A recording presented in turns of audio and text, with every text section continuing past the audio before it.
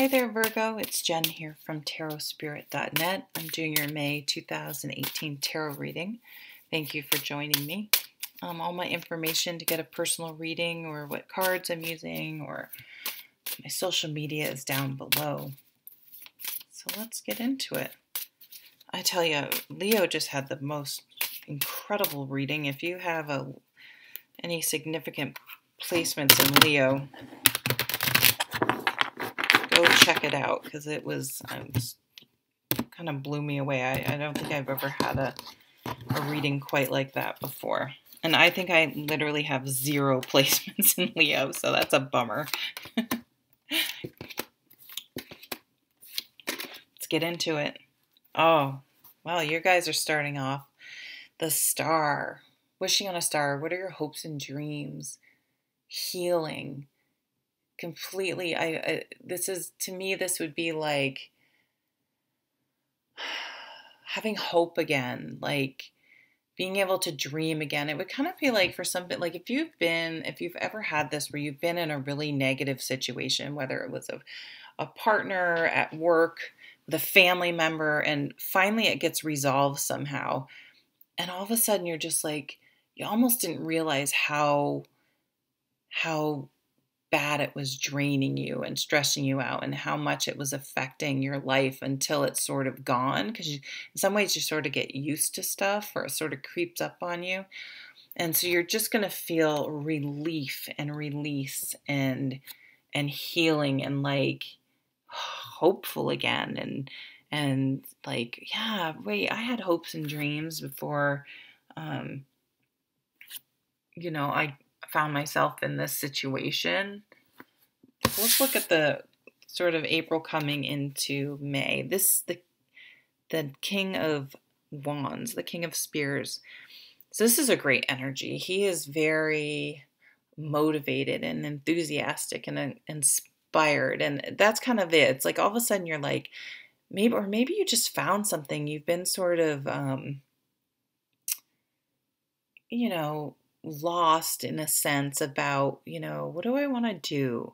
What's going to feed my soul? Like, I feel like I've been going through the motions, just getting up, going to work, coming home, doing the dishes, whatever, the details that you guys are so good at, but it's just like it's monotonous. It's not doing it for you. And you find something recently that sparked a real interest, that's really lit a fire under you.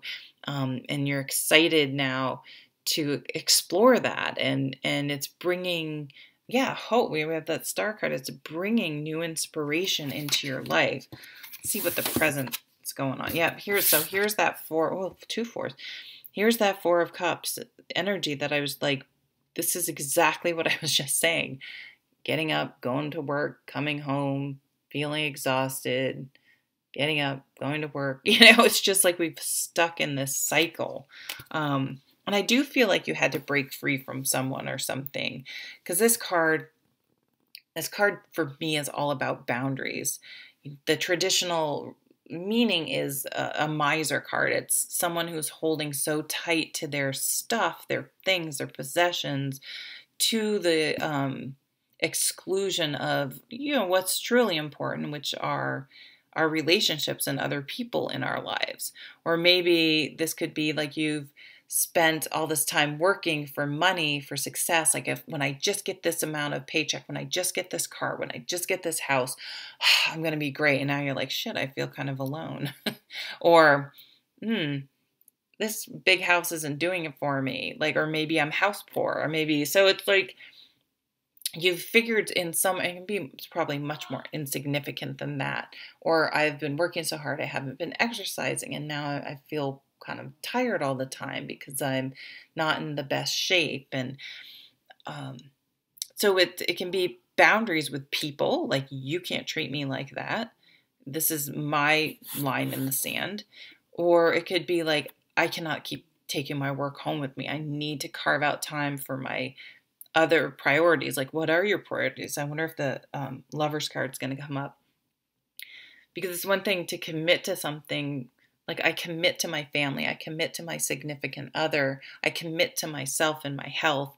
But then if every more times than not you stay late at work, or you don't go for that run, or you aren't really present when you're spending time with people, you're not really honoring those commitments. So making some real changes about what's important to you and where you're spending your energy. We only have so much energy. We have to use it wisely. Knight of Wands. This is the honeymoon period card. Yeah, you're really like motivated to make changes. Who knows? Maybe your significant other put their foot down and said, I'm out of here. If, I feel like I'm alone in this anyway. And it was the spark you needed to shake you up and get you to change. You may have met someone new. Maybe you've been alone and you're like, wow, there is more out there than just my routine. But this is a really exciting card. This is an entrepreneur card. You could start going out on your own. Like, okay, I am everything to this company and they're running me ragged. I'm going to go out on my own. Wait a minute, what am I doing? I don't need them. And then I can have my own, be the boss of me, But this is really a love card as well. Something's really inspiring you. In the future, wow, this has come up in this position. There's competition. So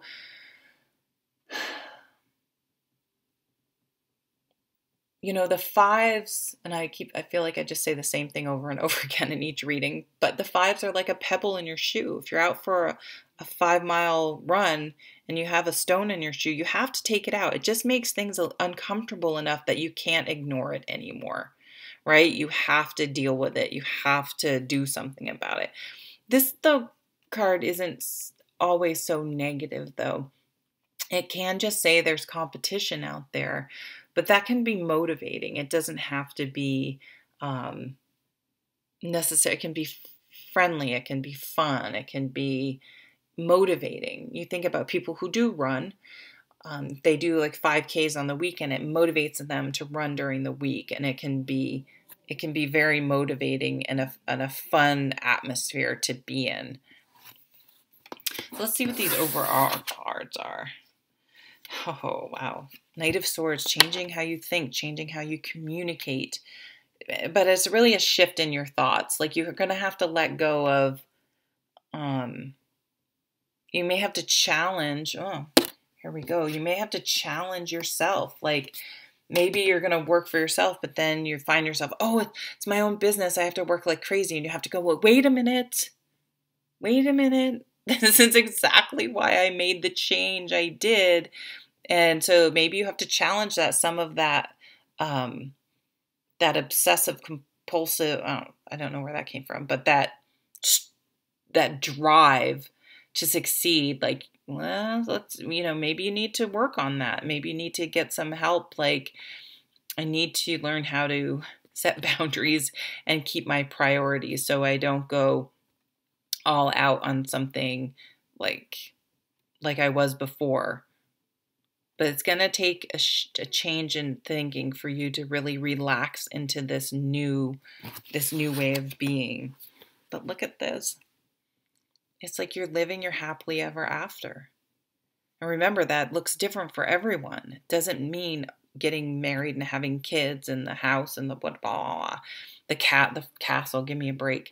It means it could be, maybe you're single and you like that and you want to be able to travel and you don't want to be tied down. Awesome. Whatever it is for you, but these two together says you're living your dream. You are living your dream. For some of you, I could almost see you like, I need to take a break from work. Like I want to do an Ironman. I want to train for, like you want to train for something. It's like you want to take a sabbatical as well. Wow. The Knight of Shields too. So slow and steady wins the race. Whatever these changes you're making will have long-term consequences in the future. So really cool. Thank you so much for watching. Bye.